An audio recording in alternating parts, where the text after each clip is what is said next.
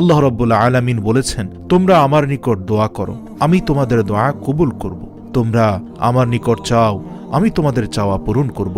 আর রাসূল সাল্লাল্লাহু আলাইহি সাল্লাম আমাদের জীবনের প্রতিটি ক্ষেত্রে কিভাবে দোয়া করতে হবে তা শিখিয়ে গিয়েছেন এবং প্রতিটি বিষয়ের জন্য আলাদা দোয়া বলে গিয়েছেন। রাসূল সাল্লাল্লাহু আলাইহি সাল্লাম কসম দিয়ে একটি দোয়ার কথা বলেছেন, যে দোয়া পাঠ করার পর আল্লাহর কাছে যা চাওয়া হবে আল্লাহ তাআলা তাই কবুল করবেন।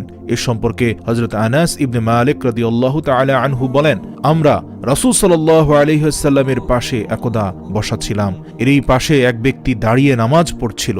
সে রুকু করল, সিজদা করল, তারপর শেষ বৈঠকে আত্তাহিয়াতু এর পরে এই দোয়াটি পড়ল। দোয়াটি হচ্ছে, আল্লাহুম্মা ইন্নী আসআলুকা বিআন্না লাকাল হামদা লা ইলাহা ইল্লা আনতা المنان بديع السماوات والأرض يا ذا الجلال